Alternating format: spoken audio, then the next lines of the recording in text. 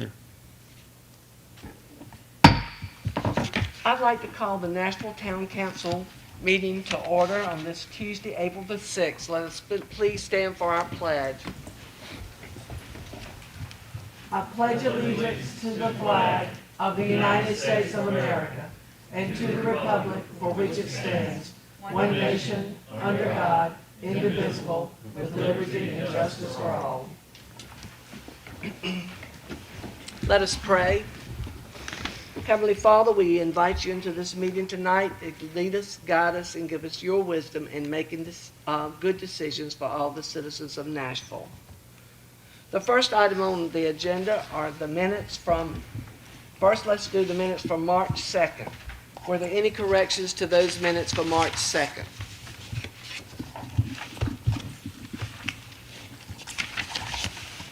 If not, do I have a motion that we approve those minutes? Move to approve. Second? Second. All those in favor, let it be known by saying aye. Aye. Minutes approved. Minutes of March the 12th, 2021, the special call meeting. Any correction to those minutes? Do I hear a motion that we approve those minutes? Move to approve. Second. All those in favor, let it be known by saying aye. Aye. Aye. Minutes for March 12th, 2021, special call meeting approved. At this time, I would like to turn it over to Tequila Austin for the Library Advisory Board.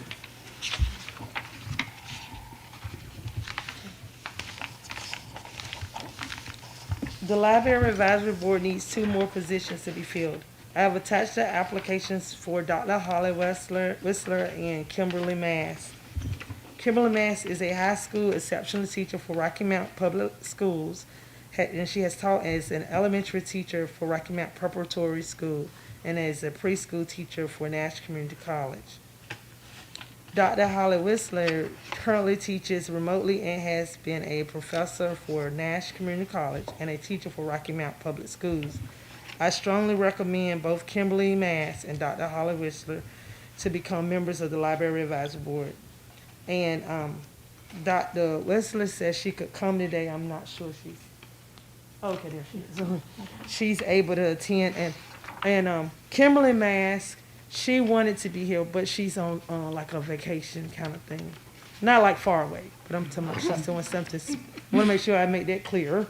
So she's somewhere spending time with her family. She's not here at the moment. I do apologize for that. Council, do any of you have any questions concerning these 2 appointees? If not, do I hear a motion that we approve these 2 ladies? Second. All those in favor, let it be known by saying aye. Aye. Thank you so much, and we welcome you to our library, and we look forward to the good things you're going to do for our library. Thank you so much. Thank y'all. Thank you all. Thank you. Our next item is our public comments. When you come to the front, when I call your name, please give your name, your address, and you will have 3 minutes to speak, and Tina will be, the clerk will be timing us for that. The first one is Tim Matthews.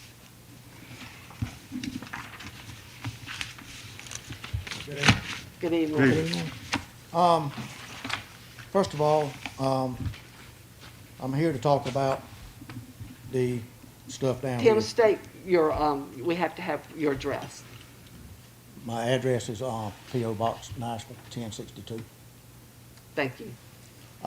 So, you know, we're not really opposed to any of the projects that's going on down here except for the fact that the amphitheater and the stage, the proposed drawing on the stage is 150 foot from my mom's bedroom window. That's what we are opposed of. You know, we've talked about trying to move it, do something, but we definitely, that's a major concern for us. Not only for her, but for Edith also. They've been living there 40 years plus. And the quality of life of these 2 ladies, listening to music and a theater on Friday nights, music on Saturday nights, I just don't think it's right to do that. So, as far as music, I think outside on the patio, like most people do in other towns, is fine. You know, we already have an amphitheater. It's one sitting right down here that the taxpayers paid for. It's there. It's bordered by woods, houses that FEMA bought out on the other side. You know, why don't we use that? Stores, food, no restrooms, 5 porta johns will fix it. So, you know, that's another question. Next thing is safety over here when this starts to happen. The noise.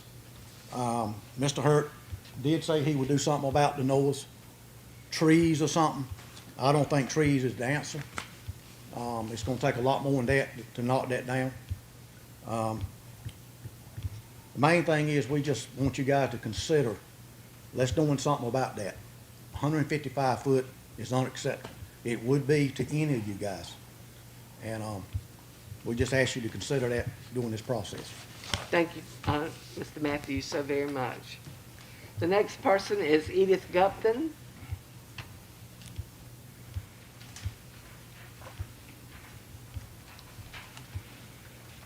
I live at 201 West Cross Street, and I've been there for 50-plus years. And we try to keep our property very clean and quiet and don't cause the town any trouble there. And I'm with Tim. The project is okay, but we've asked that the stage be moved away from being so near us. Thank you, Thank you. Edith. We appreciate it. Beth Matthews.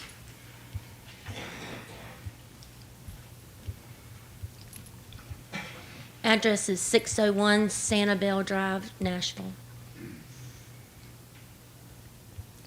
I'm opposed to the stage as well behind my mother's house and Miss Edith's house. But in addition, I feel like that the stage needs to be put elsewhere at a whole different location, period. It doesn't need to be a part of this particular venue at all. As Tim stated, we've got an amphitheater that area was paid for by the FEMA, and so that needs to be considered because it's already been paid for by the taxpayers.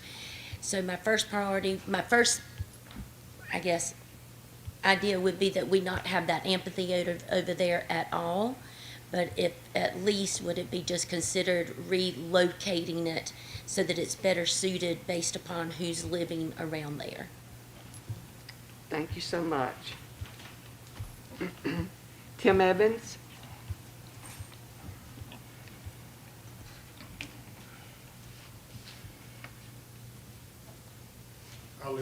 My name is Tim Evans. I live at 700 South Creek Drive, and I have a business at the corner of Church and Body. And my concern was the closing of the street. I think we need, for the businesses, we need an ingress and egress there. We had parking. The town sold that lot right across from the cleaners and practically give it away, and that would have been a big deal there for us helping the parking problem. I think that you dropped the ball on that.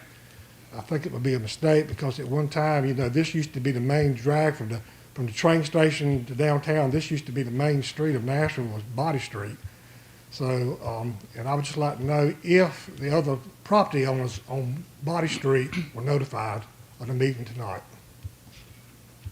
We received no notification. I understand a lot of them didn't. So I think the people on Body Street need to be notified of this, what's going to transpire here. And I just think it would be a mistake to close that, make it to a one-way street. Thank you. Randy, can you address that where residents on Body Street sent letters? Every property owner on Body Street was sent the letter, and then we also sent them around the intersection of Church Street and the intersection of Washington Street. So every property owner and business, we did both owners and businesses. You can see in the packet, there's a list of people who received notice. But I couldn't see that the people along Body Street going up the street were notified.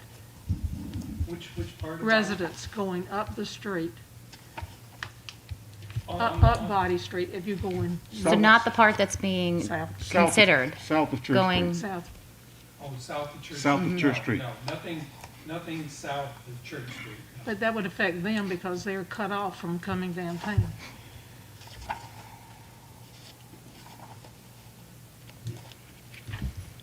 Okay, thank you, Tim. Joanne Cooper.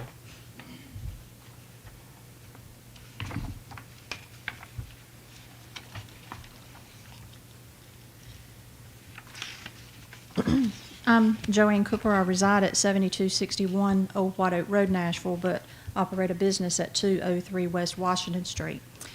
And while I'm very eager to see a solution to the parking issue, I think we're moving on an idea that may not work well for all, and we're not really solving the true issue here before we add parking. If we don't get to the root of the problem, which is the abuse of the parking by attorneys and people who park all day long while in court, we're just adding more areas for them to abuse. I can guarantee you those parks are going to fill up with just as many people that are not shopping or doing business in downtown as what Washington Street does. The other issue, personally, what I have is I rely on that street for semi-trucks to come in with circulars. Sometimes we get smaller trucks that can come to our back door, but especially during holidays, we get more 18-wheelers. I've discussed this with the town manager and have been offered a couple of solutions, but I'm just not so sure those solutions are safe. One is for me to block off Body Street when I get a truck, but honestly, what if I'm not there? And what if a staff member who is there is on the phone? And even if I'm sitting right there and I know a truck is coming, by the time I get out there, there could be 3 cars behind that truck already. To unload trucks on Washington Street, if you visualize a semi sitting at the stoplight in the turn lane and a forklift trying to get there, get back to my back door, I just don't see that as a safe way of doing it, and I think it's going to interrupt traffic flow more than theoretically it would work, but I think it's going to interrupt traffic flow. If we just block traffic while we're unloading, I feel like you guys are going to get a lot of phone calls. You may be okay with me doing that right now, but 6 months down the road, when your phone is ringing off the hook from citizens that are irritated because they had to wait 15 minutes and they were trapped on that street, it may be a different story down the road. So, again, while I'm eager to see some solutions, and I think there are going to be some solutions, I urge you, they owe it to us to sit down and maybe offer some solutions. And the first part of that is, I think what's already being talked about is talking to them about keeping their patrons in their own parking lot and the attorneys. So anyway, Thank you so appreciate much. it. Jill Boone.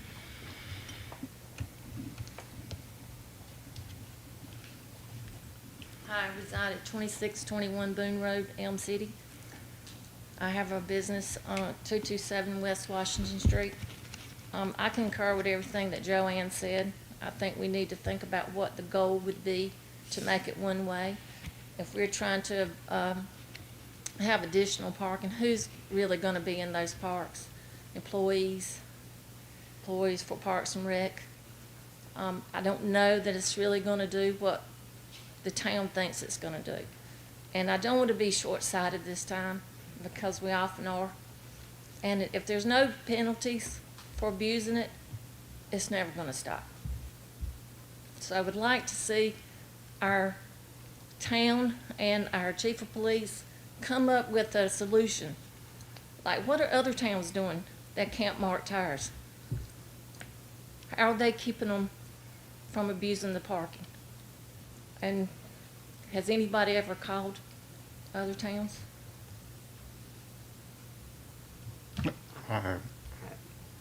So maybe we could start there before we create another problem. That's all. Thank you. Thank you. Kristen Collins.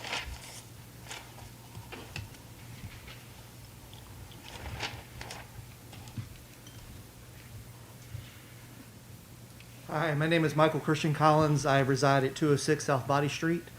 I just found out this afternoon around 5 o'clock that you guys were having this meeting tonight about turning Body Street one way. I do have a lot of concerns, like the ladies that spoke ahead of me, about people abusing the traffic, but also just not notifying the town or the residents that live and would be affected by the change is a big deal. There have also been other changes on our street. When the backside of the fire department was opened up, our street is a major thoroughfare for the fire department now. when they leave and come, because it's a faster thoroughfare than going down Barnes Street. And that's a concern too, because of the speed, and I've called the fire marshal several times about that. I am highly opposed to it. The other residents on the street that I was able to speak with this afternoon at this late time aren't able to come. They're opposed to it also. More notice, more plans, rather than saying this is what we're going to do, needs to happen. I'm not opposed to change. I'm not opposed to progress. I'm not opposed to other parking solutions. But when you come without a plan, except for the one that you are going to push forward, and it affects so many different people, it needs to be discussed. Thank you. Thank you. Thank you so much for your comments. Next, we'll go to the first, There's someone else who wants. is there someone, were you on here? I did not see you. They said that I didn't need to sign it if it Okay, come on up then. because I asked twice. Okay, you have three, you have 3 minutes. You know me. I wanted to know what I needed to do. I'm vehemently opposed to Body Street being cut off at the intersection. It would affect us as property owners, having owned the building Nashville Furniture. I can't see that that would help our property value whatsoever. I live at 125 West Washington Street. I didn't state that. What do you mean? Or my name. Well, I just took it for granted. So, Al. Hi. Okay. So 125 West Washington Street.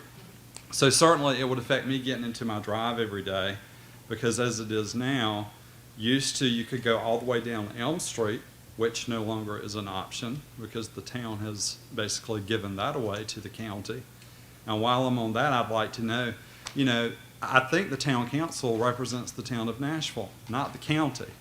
So I'm a little irritated by that also. And so we've already made that grave error. The second grave error was selling a parking lot, prime location, here in Nashville for $32,000. Do you all not look at real estate and know what it sells for? I mean, that was a very unwise move. So I don't mean to rake you over the coals, but, you know, you are to be held accountable. You are elected people. Let it be written. Thank you. Thank you. At this time, we'll go to the next item on our agenda, the public hearing, Zone 2021-01, the request by Michael Hurt to rezone approximately 2.92 acres along 306 West Railroad Street, Barnes Street, and Western Avenue. Nash County parcel ID is number 3800-0649-1300 and number 3800-0649-1300 in the town of Nashville, from I-I Light Industrial District to O-I Office and Institutional District per Division 9 of the Nashville zoning ordinance. This time I will turn it over to our planning director. Good afternoon, everyone. This is a request by Michael Hurt to rezone approximately 2.92 acres along 306 West Railroad Street, Barnes Street, and Western Avenue. And the purpose of the rezoning is to allow the opportunity to pursue office and institutional usage. The subject property contains existing warehouses, structures on its property. The property has frontage, as stated before, on the appropriate streets. There is a mix of zoning districts in the area, including I-1 industrial, B1 business, and R10, which is residential, and MF multifamily, with land uses consisting of commercial, industrial, and both single-family and multifamily residential. Rezoning the property from I-1 to OI would allow the property to be better utilized and redeveloped to be in harmony with the existing surrounding land uses in the area. A portion of the subject property is established within the municipal services district and is also located within the town core as designated on the future land use map. The rezoning would also require the passage of ordinance amendment 2021-03. So with the recommendation, staff and planning board recommends approval of Z 2021-01 and passage of ordinance amendment 2021-03. And attachments that was in your packet, you have the staff report that basically gives you a detailed description of the property and with nearby land uses and zoning designations. You also have your zoning application and its contents, including the zoning map, future land use map, and other supported documents, along with a consistency statement and recommendation and the ordinance amendment. And with this public hearing, this application request to rezone property requires a public hearing, which will be heard by the town council. The purpose of this hearing is to give the general public an opportunity to ask questions, express their views, and offer evidence to support their views. And again, you have your contents from the packet, so Mayor, do you want me to go through the process? You can. Okay. Are there any residents that are affected in this area where we sent letters to that's here to speak tonight? It's both business and residences. So the applicant is here to speak. Okay. And just for the record, That would be good. Okay. So the mayor calls the meeting to order and will introduce the rezoning request that's on the agenda. The mayor will explain the purpose of the public hearing, which was already discussed, or the preliminary statement was already done. So now the council requests that comments not be repetitive, and where possible, that a spokesperson is designated to present the view of a large group. Each person who wishes to speak must state his or her name and address for the record. The applicant is called on to present the argument and evidence in support of the application, followed by others who wish to speak in support and/or opposition of the application. Members of the council may pose questions to the applicant and the speakers who spoke in support and/or opposition of the application. After everyone has had a chance to speak, the chairperson will give the applicant an opportunity to respond to the public comments. The mayor closes the period for public discussion, and the council will then deliberate. In the course of deliberation, the members of the council may ask questions of the staff, the applicant, or others who have spoken. Beyond that, additional comments from the floor will be admitted only at the discretion of the mayor. All right, let us begin this public hearing. Should we let Mr. Hurt speak first? Yes. Where, Mike? Okay, if you'll speak first, we'll give you.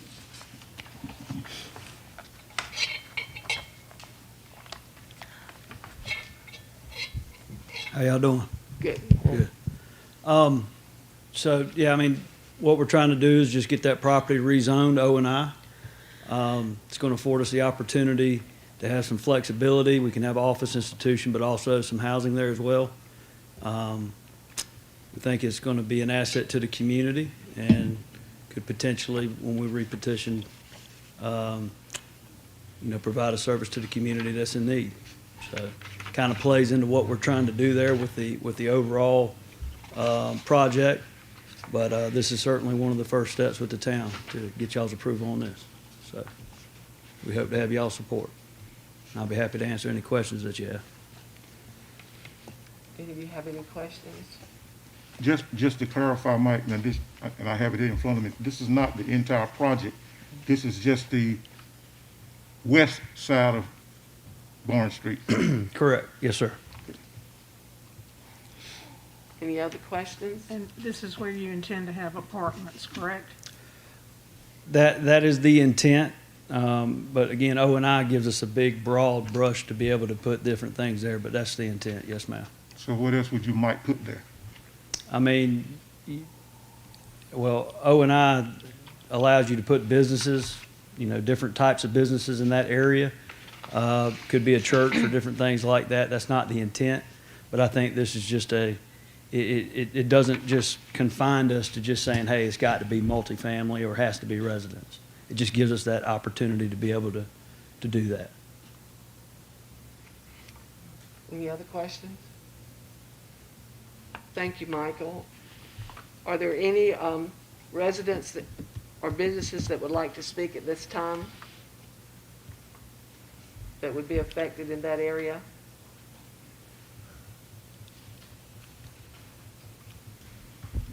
Have a hand in the back, Mayor. Yes, sir. Yes, please.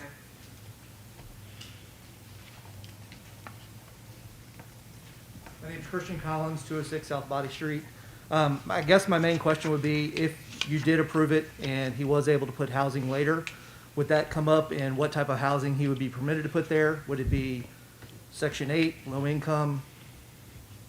I mean, when would that question be answered, if it's approved tonight, or does that get answered prior to tonight? Can we have those answers? Michael, can you answer his question? Well, I think it's more Sherry question. I can answer that. Oh, you've got that, okay. So with the office institutional district, you have your single family is still allowed there, but if he's doing any type of multi-family, it would have to be one building per lot. Did I answer your question? No, it doesn't. It doesn't say what type of housing you will permit to be there.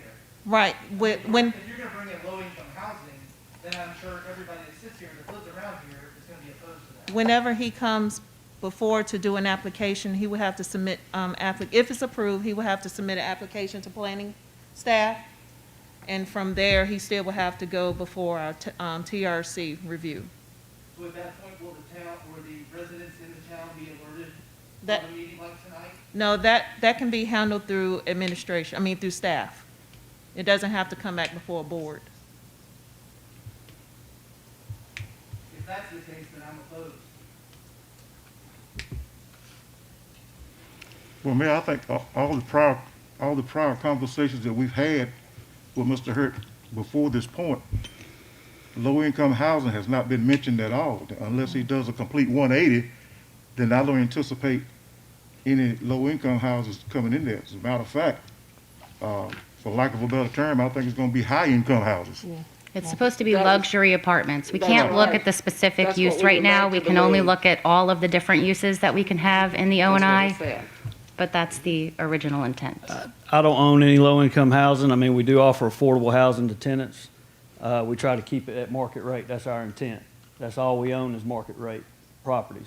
I've been in real estate, multifamily rental for Sure. 12 years, and it has multiple definitions to it.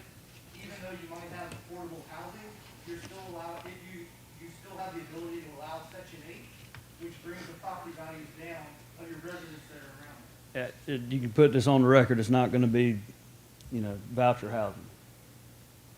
Okay? What we're looking to try to do is to fulfill a market. There's a significant high demand for what we call market rate, but it's really luxury apartments. Okay?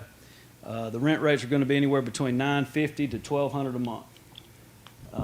We've met with the Gateway Partnership, we've met with various other entities. There's nowhere to live in Nash County, for the most part, that isn't necessarily low income. There's no like luxury apartments in this community, other than the Mills. That's gonna basically be who we're, the clientele that we're trying to bring into this community. And so, we're confident that we can do that. There's nothing wrong with people that need assistance, but in this particular location, what we're trying to do is to provide a first-class product to the community that the town can get behind and be proud of. And the citizens.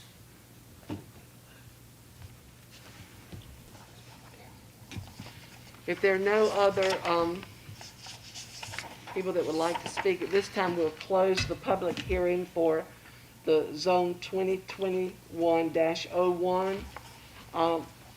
Council, how would you like to respond to this? Do I hear a motion that we approve?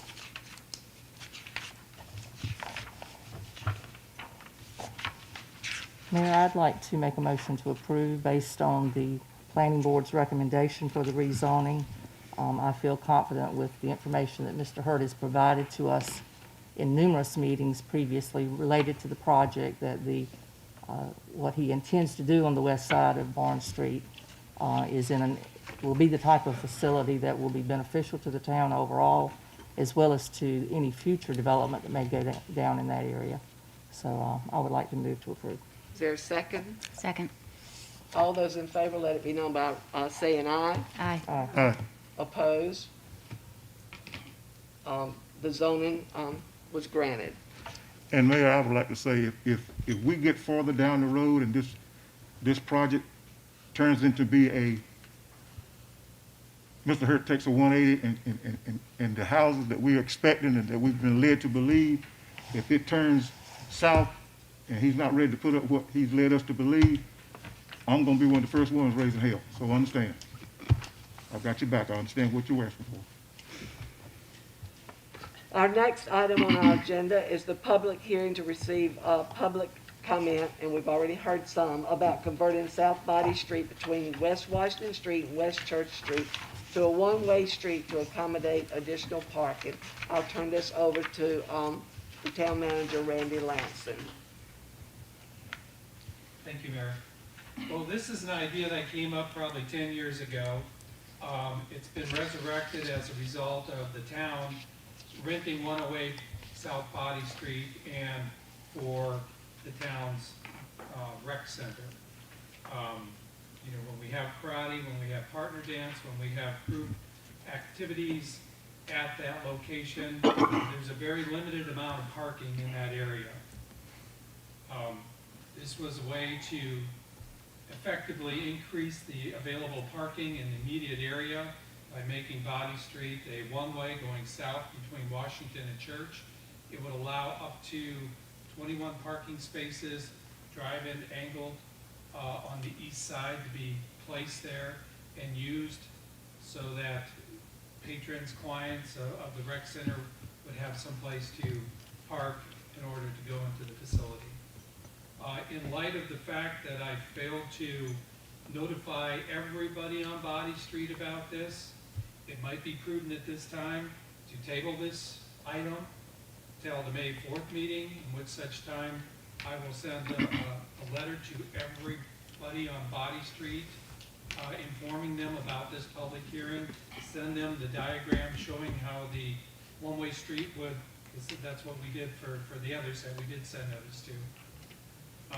But that's up to the council whether you want to do that or not. Again, you know, not a new idea, a resurrected old idea. Maybe it would be appropriate for our police chief to come forward and address the question about how do you effectively monitor the 2-hour parking on Washington Street without physically touching a vehicle, which we understand now is a violation of Fourth Amendment search and seizure rights. Anthony, would you like to address what you come up with?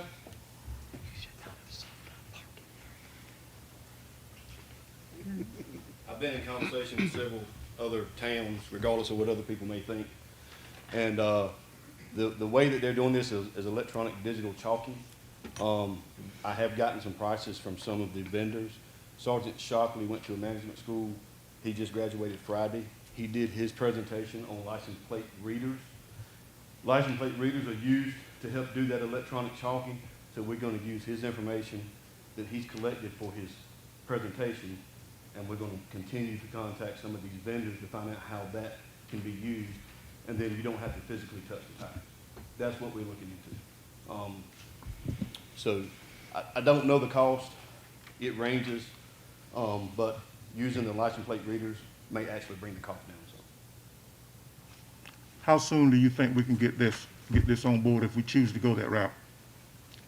Well, I mean, I would propose to spend the $32,000 that was made off M Street selling that, and we can go right with it. But I don't know. It's going to be tens of thousands of dollars to implement the program. However, the Sixth Circuit Court of Appeals has ruled that it is unconstitutional, and that's in Tennessee, Kentucky, Michigan, that general area.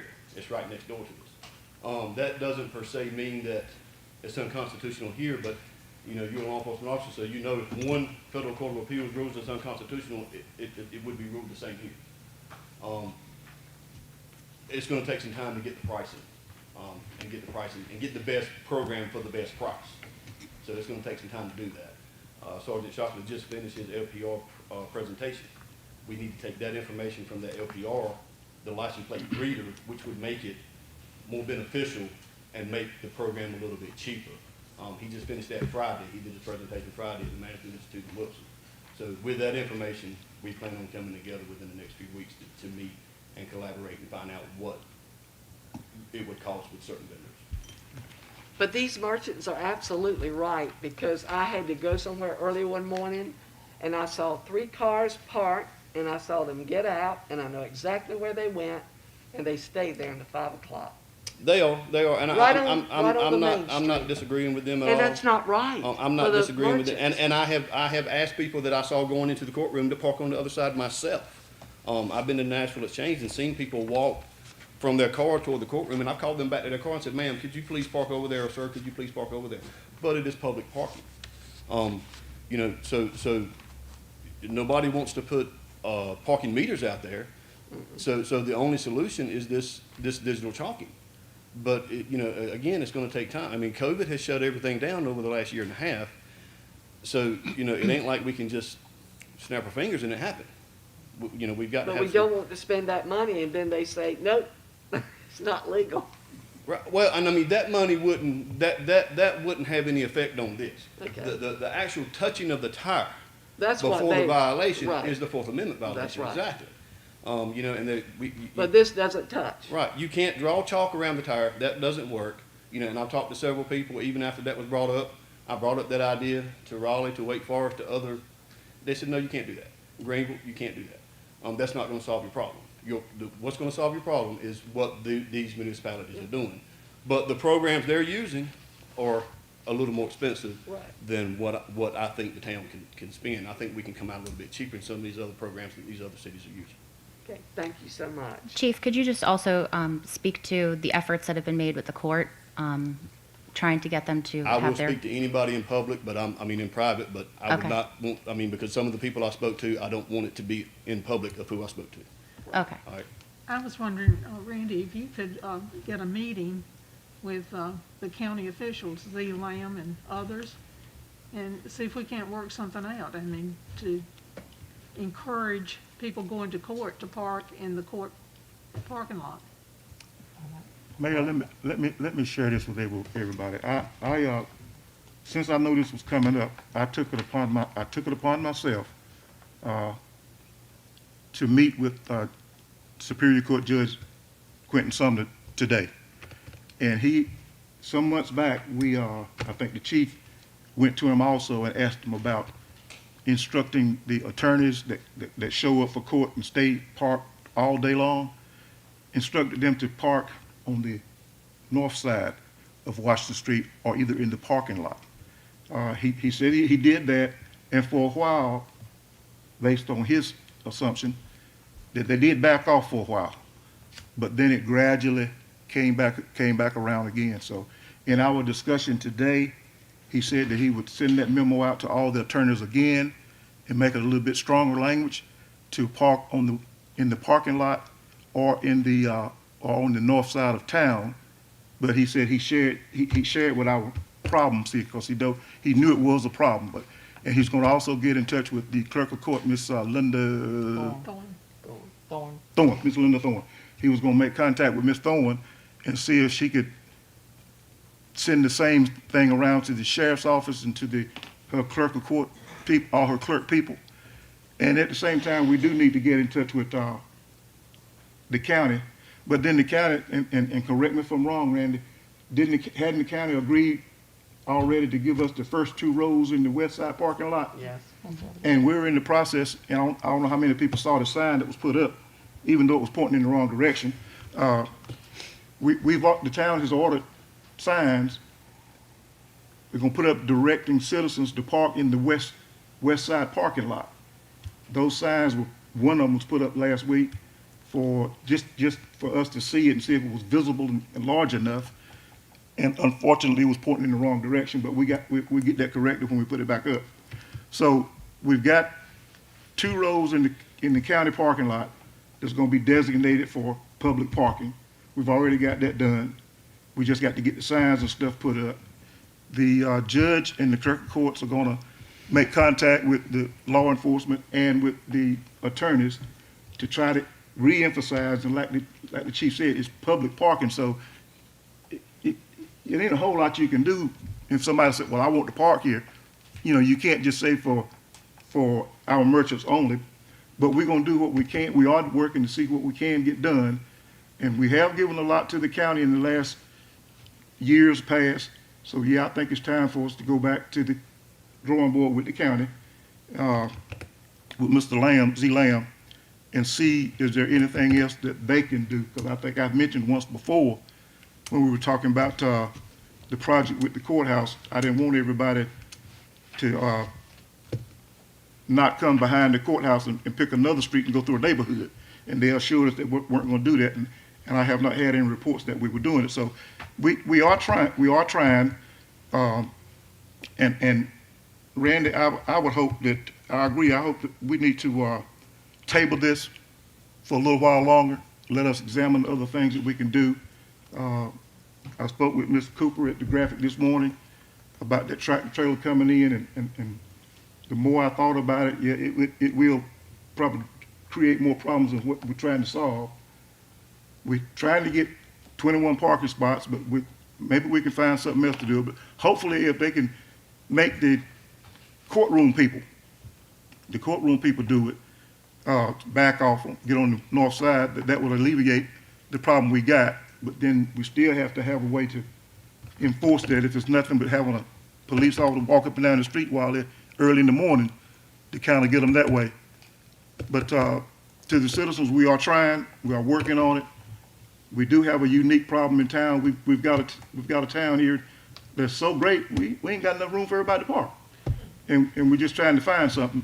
And I'm not gonna hash over what we've done in the past, because the past is the past. But we are working, and I think we need to table this at least until the next month's meeting, and see what the court system, the clerk's office, and we make contact with the Mr. Lamb also. Jill, did you want to speak? And then you can put that in a motion.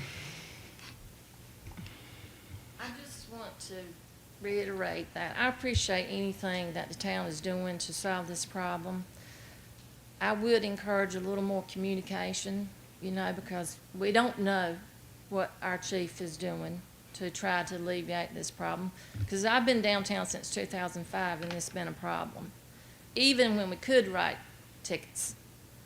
But what you said about having someone come down early, the bulk of our problem is people coming into town early for court. The street is wide open. Where are you going to park? Right there.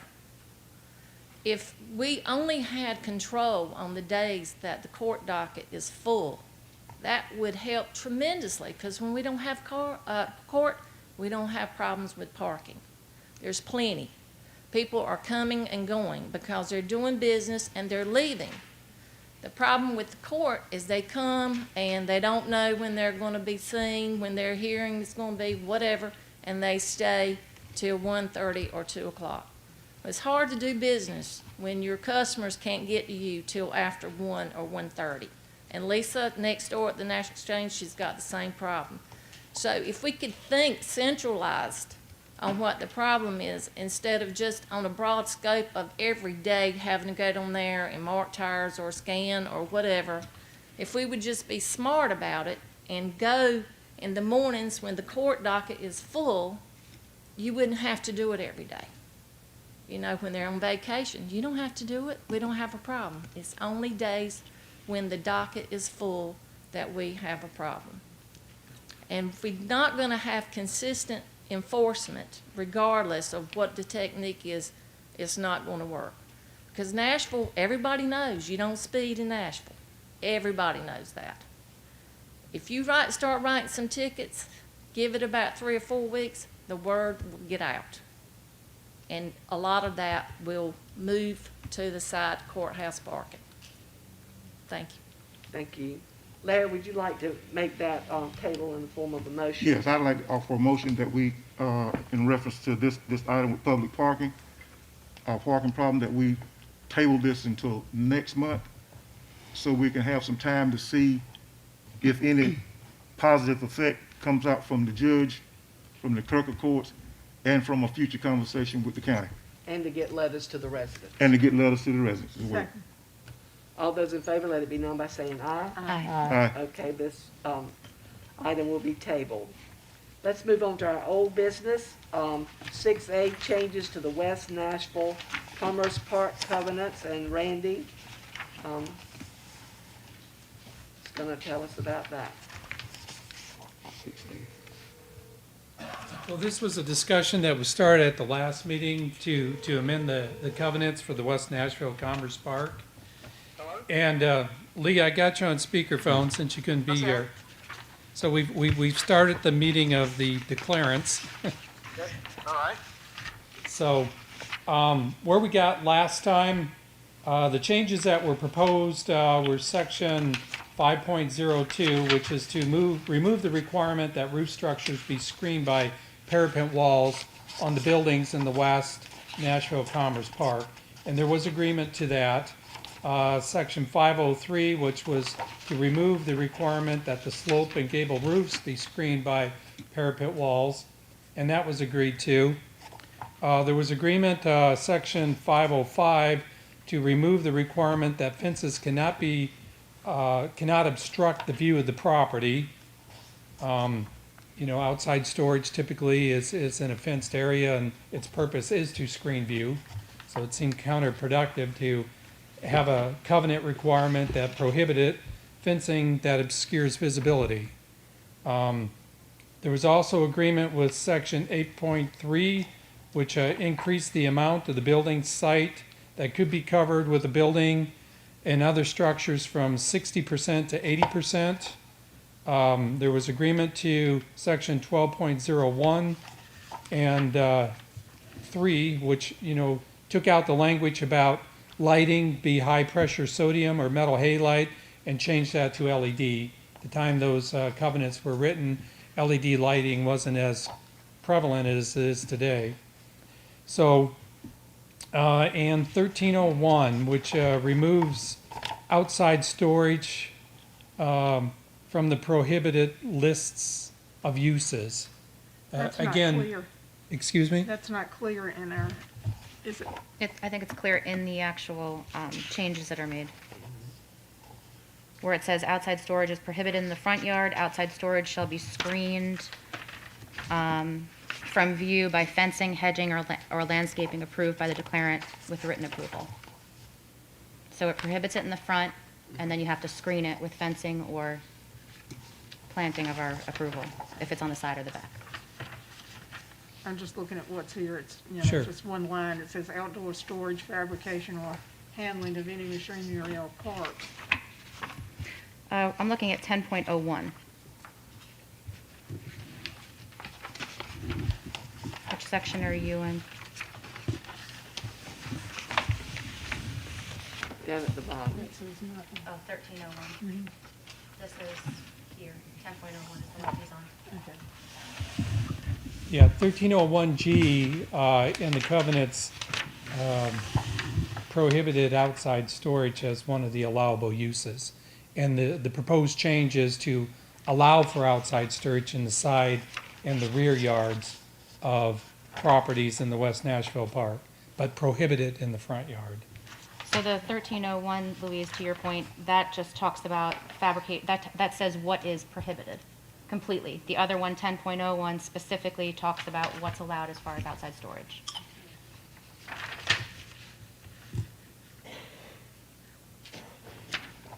Okay. So the council wanted to make some changes regarding section 601. There was consensus to relax the front yard setback from 50 feet to 30 feet and the side and rear setbacks to 25 feet.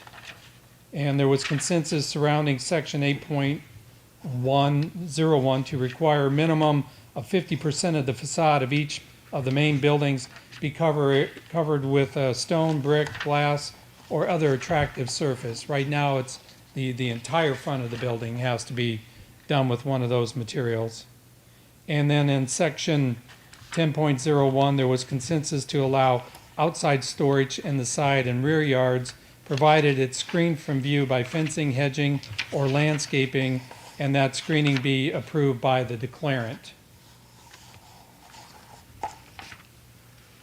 Mr. Lansing, if you go back up to section 505 where it says remove the requirement that fencing not obstruct the view of the property.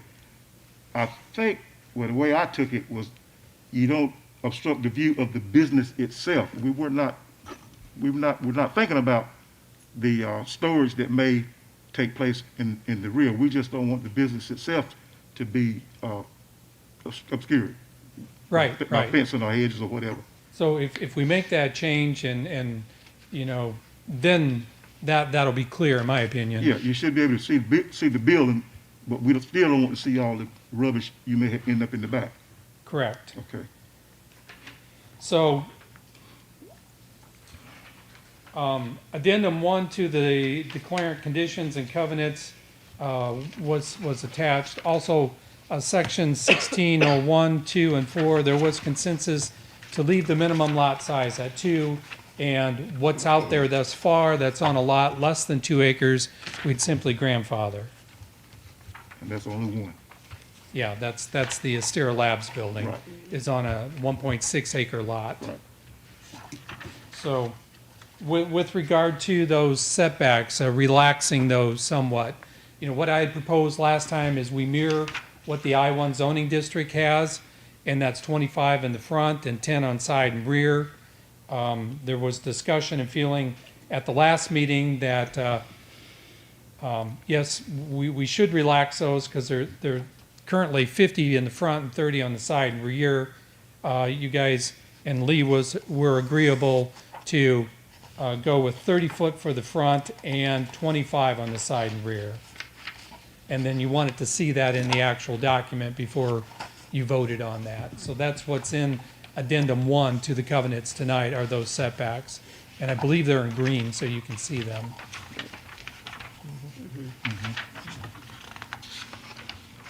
And then there was also discussion about what percent of the facade of the building you would like to see be covered with more decorative. And like I said, the covenants read presently 100%. I think I had proposed 25%, and We went 50. you guys would like to see 50, if I recall correctly. Right. It was originally 20. Okay. So then in section 10.1, again, consensus to allow outside storage provided it's in the side and rear and screened. Right. And I rewrote the addendum with language in that and also added to that that screening be approved by the declarant before installation. So it'd be part of the site plan review. In that section, there's just a typo. Outside storage shall be screened, not screened. Good catch. So, Lee, I assume you've been listening in on these. Are you okay with the things that were agreed to at the last meeting, which I assume you were, and then the changes that are being talked about this evening? I am. Okay. Okay. Council, do I hear a motion that we accept these changes to the West Nashville Commerce Park covenants? So made. Second, all those in favor, let it be known by saying aye. Aye. Okay, approved. Thank you. Okay. Thanks, Lee. We'll catch you next time. Okay, let me ask you a question. You need the original on this document that I'm going to sign and have notarized. You need the original, don't you? Not just a scan. On the signature page, yes, we need your original and the notary. Okay, all right. I'll get that to you. And you have to do it twice because you're a property owner under 2 LLCs. That's correct. Okay. Thank you. Thank you. Our next item on the agenda is item Did we vote? 6B. Did we vote? Yeah, we voted. Okay. Consider and approve Resolution 21-06 closing West M Street between Drake Street and North Body Street and Court Street from West M Street to 140 feet north of the North Court Street and the West M Street intersection and retaining utility easements thereupon for public utilities. Randy, do you want to talk about that. They sent us the letter with our request and everything, and that was in our packet, so. Yes. At the public hearing for this, the council placed two conditions on the closing of Elm Street and a portion of Court Street for the detention center addition. And those two conditions, that the county had to incur the cost of making Drake Street a two-way, it's currently a one-way heading south, and stand the cost of improving that intersection. Right now, if you're familiar with Drake Street, you can only make a right-hand turn out of there, and you can't come in off Washington Street at all. To do that, there has to be some concrete and curb ripped out and repoured in order to do that. And we received a letter from Jonathan Boone, facilities manager for Nash County, that yes, the Nash County and the commissioners are willing to do that and incur the cost with that.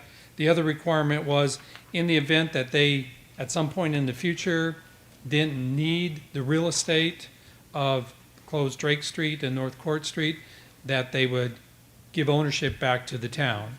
And they also agreed with that, and it's in the letter from Jonathan Boone. So I had originally had those requirements in the ordinance, closing the street, and then based upon some conversation with the town attorney, took those out. Now that Nash County has agreed to those in writing, we can put them back in the resolution. So I did that, and I believe Sarah passed out the revised ordinance that has an added section 3 and 4, which state those things. We have those. So that being the case, the county is complying with the conditions that the council has put on the closure of those two streets. Randy, I have a question. Once it's made two-way, will there be parking on the east and west sides of that street? Or There will not. There will only be parallel parking on the west side. The street isn't wide enough to have two-way parking, two-way traffic and parking on both sides. Right. So it's just on the west side? It'll be just, yeah, parallel parking on the west side only. Will there be enough room? It's a narrow street. I'm just wondering if the parking is going to make it difficult as a two-way street. I haven't measured that particular street. I know because I talked to Stocks Engineering regarding Body Street. You need a minimum of 9 feet wide for parallel parking, and then your traffic lanes no less than 10 feet. So that'd be 29 feet. I'm assuming the street is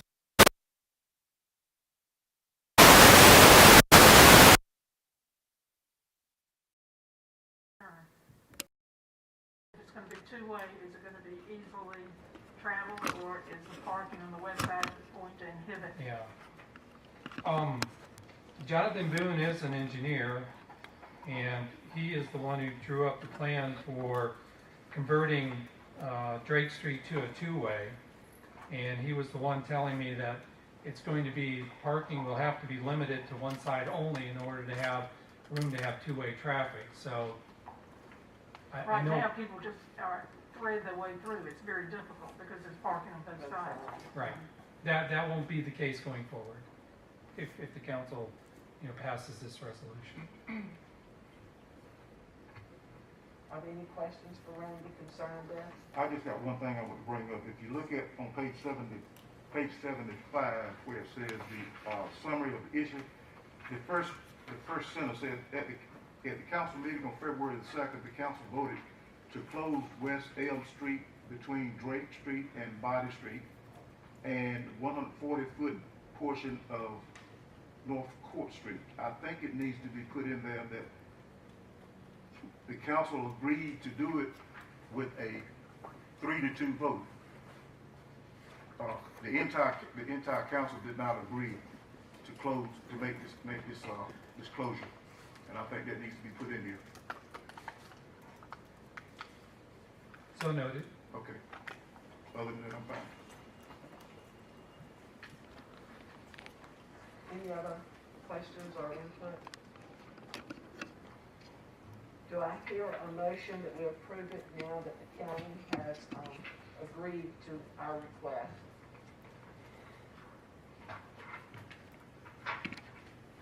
So moved. Okay. Motion second. All those in favor, let me know by saying aye. Aye. Those opposed? No. Okay. Motion carries. Our next item is 7A. This is approval of resolution 09 Gov Deals Surplus Property Auction. And this is just periodically the need for the surplus property auction is apparent for various items that can no longer be used by the town.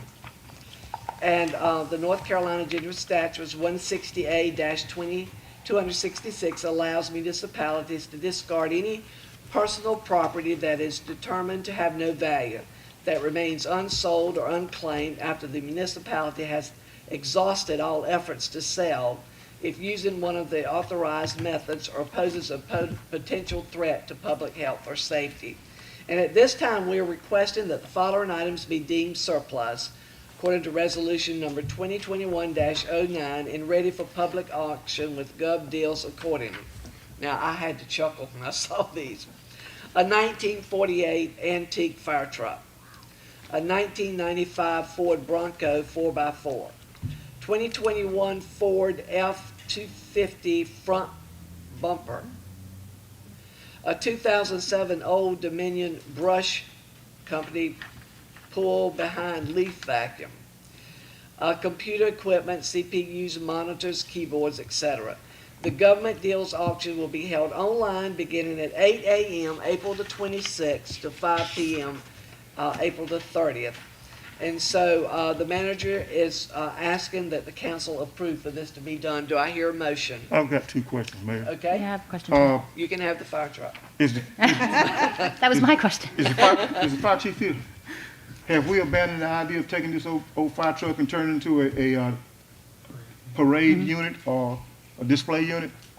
The truck, I had asked for them to remove it, and it stayed on there, but I don't have anywhere to keep it. Lee wants it out from under the shelter, but I told him I'm not the one pushing that forward. That's only on the council, because I know what some of the older members are going to say. I'm not putting Tech Bass out there, but I'm sure him and Ross Strickland are going to have something to say, but And me. that's what I know So about it. once we have the second firehouse, will we have some place to keep it? Yeah, but I don't know when that's going to be. The way it stands right now, we could be a year out, year and a half out. Lee, can you But live with it yes, for a we year? We would have it. Yeah. So. I would like to pull this one off the list right Me too. now. Absolutely. I mean, Too- some too many people worked on years that. ago, with the older firemen, myself being one, we took a lot of pride in that truck, and we was going to turn it into nothing but a parade piece if nothing else. A lot of towns have done that. So until we move further down the road, I would suggest that we take this off the list. And why are we selling a bumper off of 2021 Ford F-250? 2021, that's brand spanking new.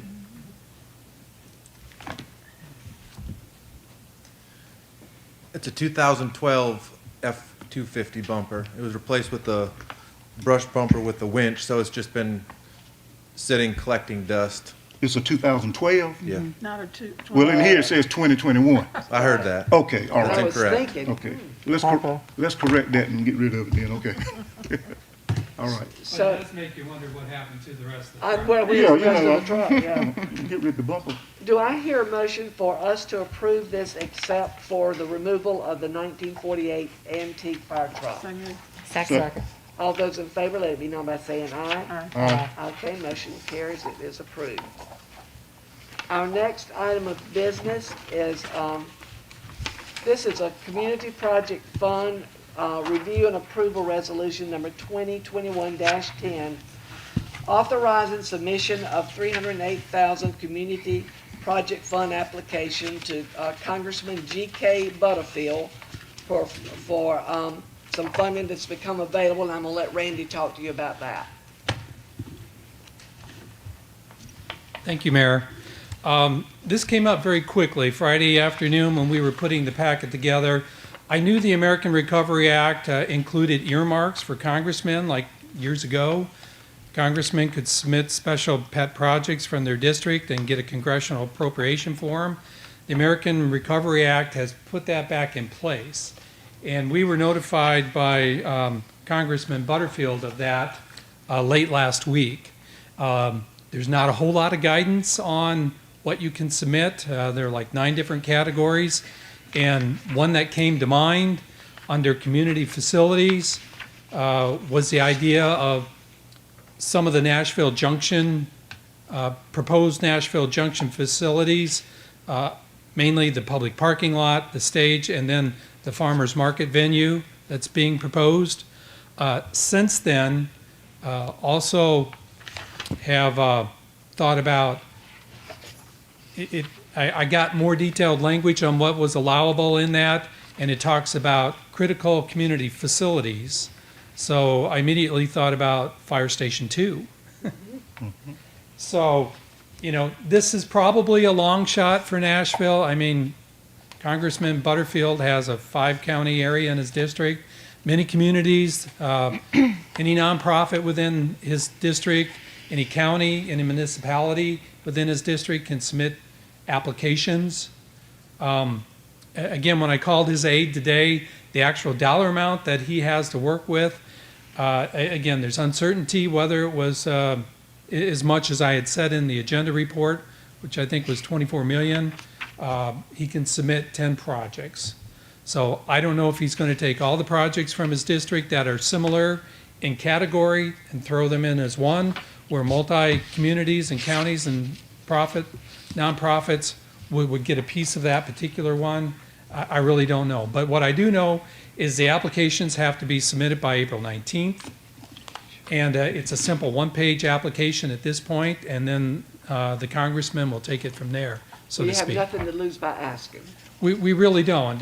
Like I say, it's a long shot. Sarah passed out a revised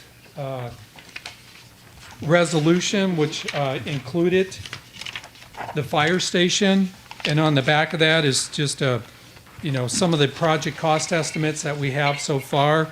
Kevin Barnell, our engineer, is working on more detailed cost estimates for the public parking lot, the performing arts stage, and the farmer's market venue, which we should have first part of next week. We will have that on the April 20th meeting agenda to look at those costs. And, Coy, our Park and Rec Director, and myself, we will have a report for the council on what all those expenses will entail, how soon we could have a farmer's market up and running, how soon we could do any of this stuff that's being proposed, and what the cost will be, and where we would get funding for it to cover the cost. But for now, when you include the fire station, it's a $1,785,000 combined project between the fire station 2 and the things at Nashville Junction. And the earmarks do require a local match. Typically, it's 20%. Again, there's no real hard language in anything that I've seen yet on what a local match has to be, but if it follows past the earmarks, typically 20%. Now, earmarks haven't been around probably for about 15 years. I mean, I remember the last town I was in, I got one for a new sewer treatment plant, and that was in 2008.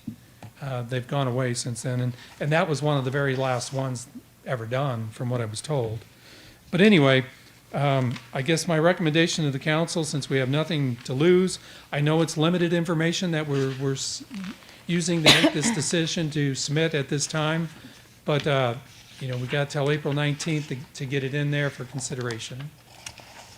Earlier, Randy, you had the farmer's market at 45,000, now it's 85,000.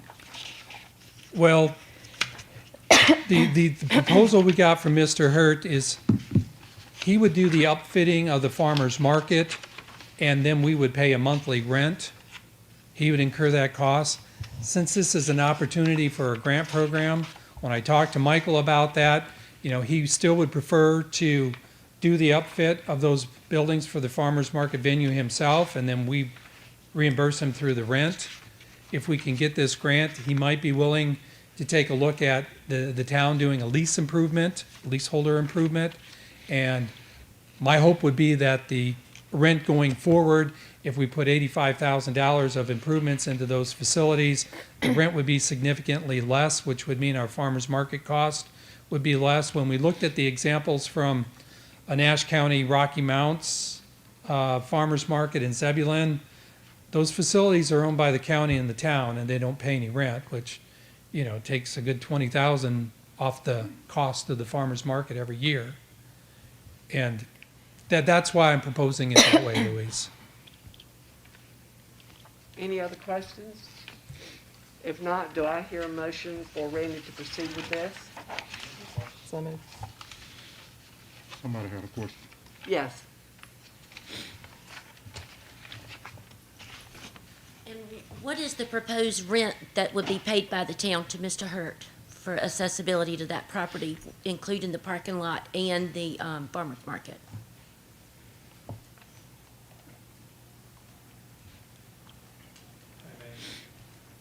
The idea that's been talked about thus far, the parking lot and stage real estate would be leased to the town for $1 a year, but the town would have to do the improvements, put in the parking lot, build the parking lot and the stage. The farmer's market, the rent all depends upon the amount of upfit that's required.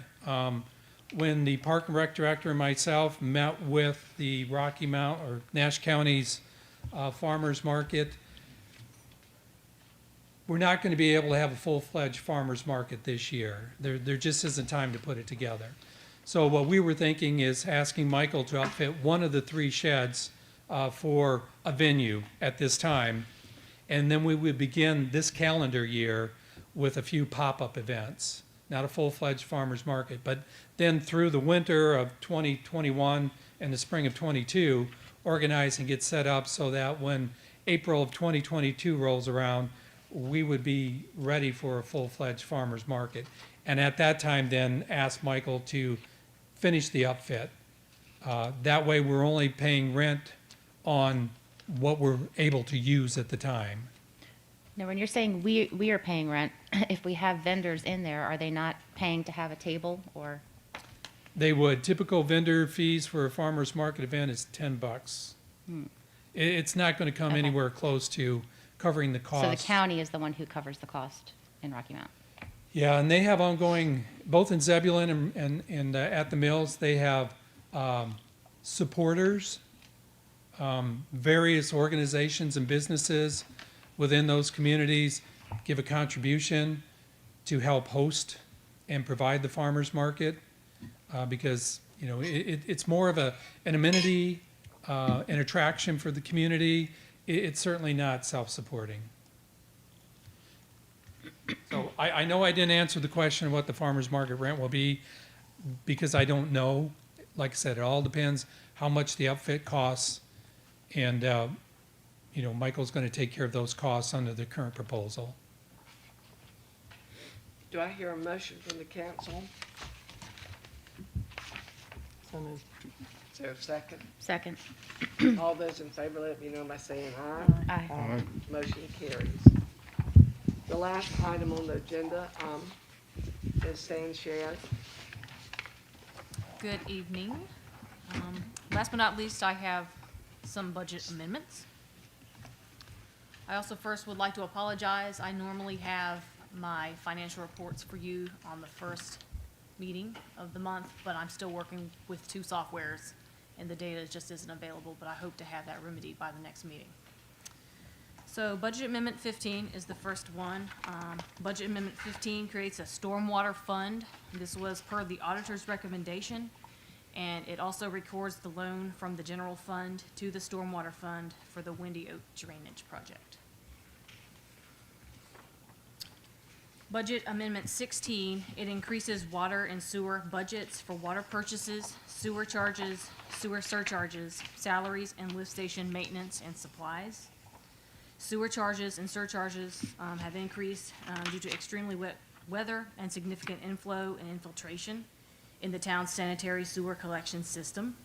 Water and sewer salaries are up due to reassigning public works personnel and various water and sewer duties and responsibilities. And lift station maintenance and supplies have increased due to failure of 3 submersible lift station pumps and their replacements. Budget Amendment 17 reallocates funds for sanitation transfer station fees, which have run higher than budgeted, most likely to residents being home due to COVID and generating more garbage at home. Budget Amendment 18 was originally going to be included in the town manager's report. 6,180 was moved from nine budget line items to 6 other budget line items to cover the cost of CDL instruction for Public Works employees and library uniforms. Budget Amendment 19 creates separate funds for flex spending and PAL funds. This is done for internal accounting purposes only, and the funds will be included in the general fund in the audited financial statements. Any questions?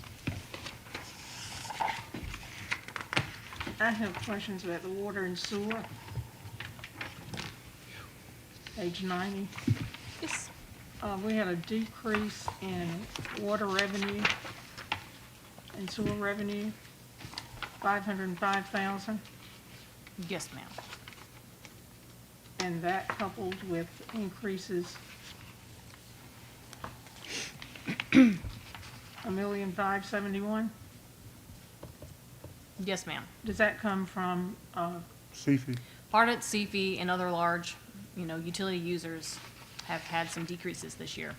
but does the money come out of the enterprise fund balance, Yes, ma'am. which leaves the fund balance at what?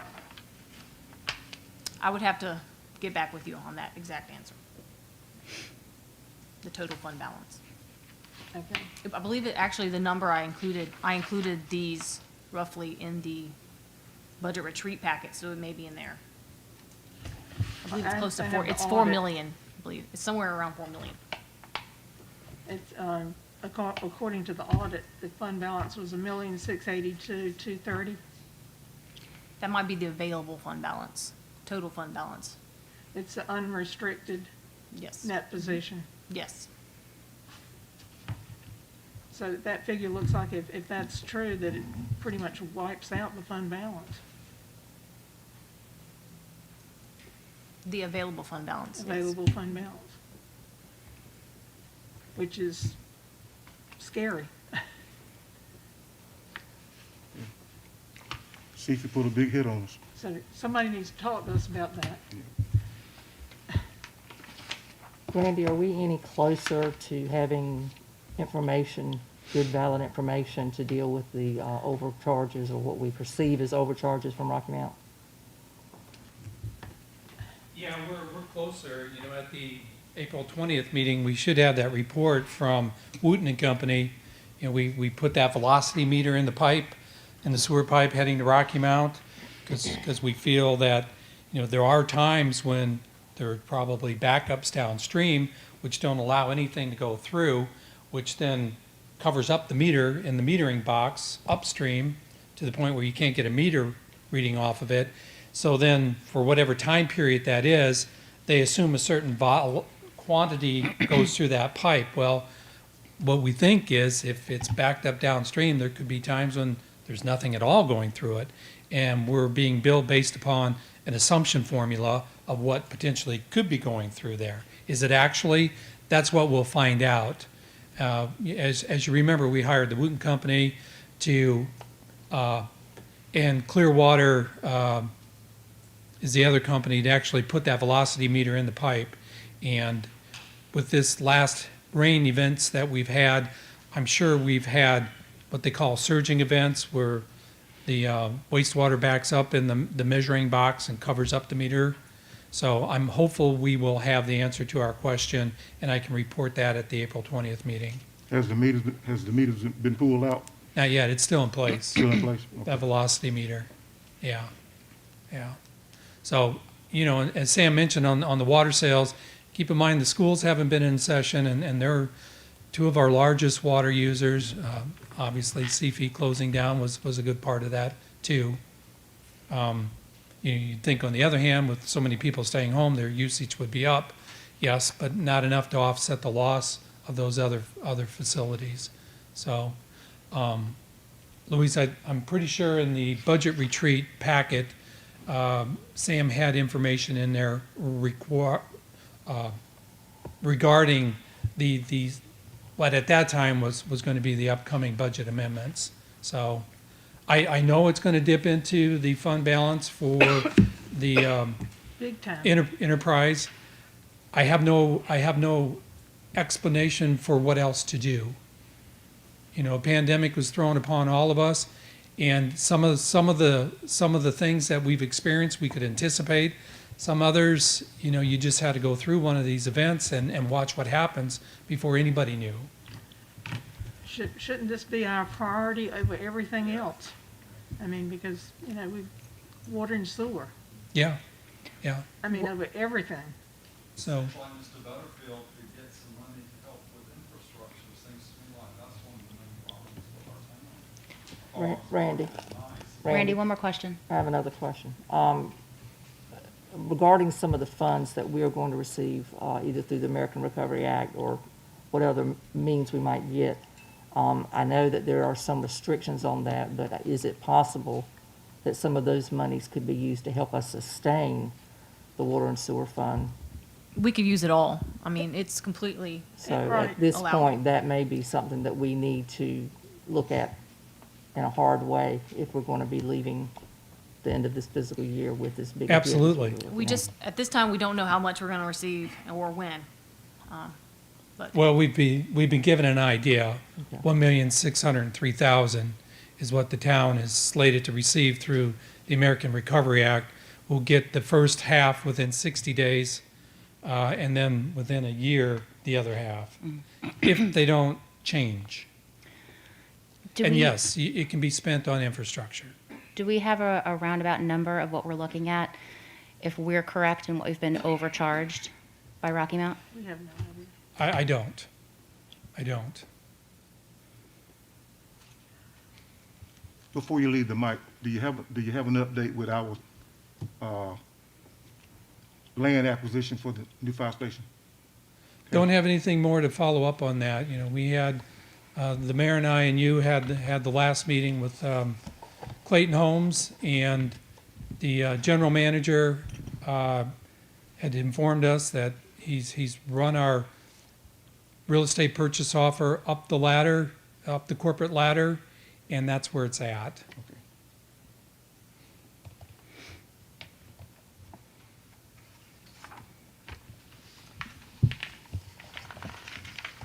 Council, do I hear a motion that we approve these budget amendments? I have another question. Okay. And I'm sorry. That's fine. Sam, would you explain the flex account? That's something new. yes, ma'am, you will likely never see anything regarding flex spending, but I did want to present it to you for your information. Flex spending funds aren't even town funds. They belong to employees, and it's money that we hold on behalf of the employees and pay out for a benefit to them.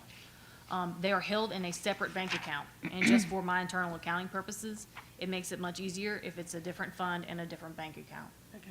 and that's just the reason why. That's all I wanted clarification. Thank you. Any other questions?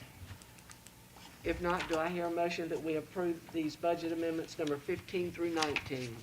So moved. Is there a second? Second. All those in favor, let me know by saying aye. Aye. Opposed? Amendments approved.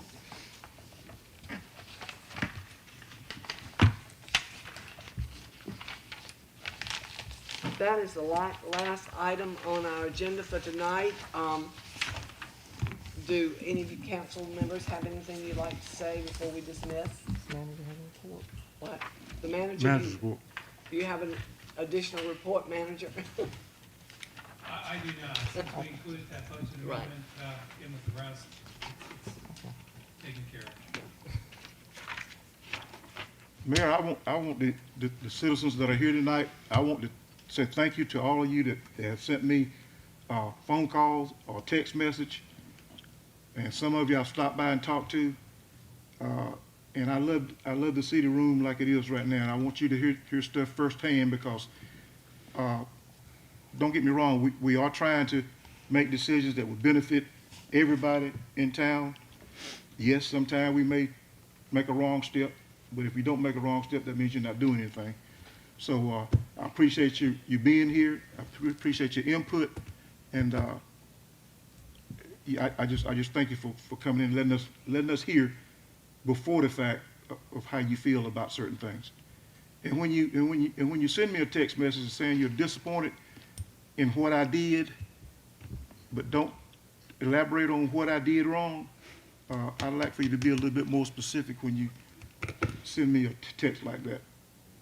And I'm not sharing who sent it, but somebody sent me a text saying they were very disappointed in my decision that I made, and I have no idea what they were talking about. So just, if I need to come visit, or you need to come by and visit me, or you need to have a phone call conversation, we'll do that. But if I make a misstep, let me know what I did. Thank you. Lynn? I want to thank everyone tonight also for coming out to the meeting and voicing your thoughts about things. Your input is important to us as we go forward, and Nashville is at a good place, but it's also a place that can be kind of tenuous at times because we are growing and we're trying to do that in a good way, a measured way, and we certainly want to hear what you as citizens and business owners in Nashville have to say. So I just want to thank you as well. Louise? I'd just like to say showing up is really important. Showing up and voicing your opinion. And I thank you so much for coming out tonight, and what you said has not fallen on deaf ears. Just know that. And as far as our water and sewer, I can't emphasize enough the importance of infrastructure in this town above everything else. Everything else is fluff. Unless we get the water and sewer right, nothing else matters. Kate? I just want to echo those same sentiments of appreciation for everyone coming out tonight and for voicing your opinions. It is so important that we hear from all of you. And as Lynn said, we are in a place of growth, and we just want to do it in a smart way that's best for everybody. And so thank you for coming out, and as always, reach out to us if you ever have any concerns or any questions or any great ideas. And I'd like to thank you for coming out too. I think I always brag on Nashville, and I think it's a great town, and we have wonderful citizens. And we would love to make everybody perfectly happy. Sometimes we can't, but we will do our best to keep everybody happy and Nashville growing in the right way. And we did have a retreat, and we did put our infrastructure as the top of our budget interest. So we do want to get the water and the water pipes and the sewage, everything fixed and running correctly for our citizens. But again, thank you for coming out, and we appreciate it very much. It's really a blessing to see you sitting out here, and we're hearing the way you feel, because like Louise said, we take it to heart because we're your servants. We aren't the big boss. We're your servants. So thank you again.